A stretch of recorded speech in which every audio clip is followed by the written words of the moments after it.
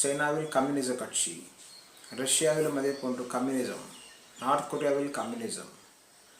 So அவர்கள் வந்து socialism கொண்டு வருகிறார்கள்.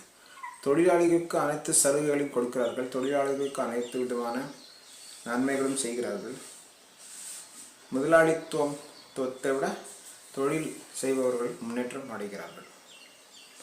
தொழிலாளிகளுக்கு தான் முக்கியத்துவம் கொடுக்கப்பட வேண்டும், அதாவது உழைப்பவர்கள் தான் முக்கியத்துவம் பெற வேண்டும். ஊழல்வாதிகள் வந்து ஊழல் பெருச்சாளிகள் என்று கேலி செய்கிறார்கள்.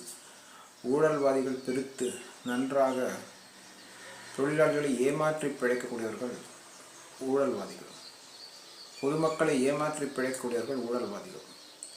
இது ஊழலை நம்ம தடுக்க வேண்டும், ஊழலுக்கு எதிராக நாம் போராட வேண்டும். உழைப்பால் உயர்ந்தவர்கள் நிறைய பேர் இருக்கிறாங்க. காமராஜர் போன்றவர் உழைப்பால் உயர்ந்தவர்கள், அப்துல் கலாம்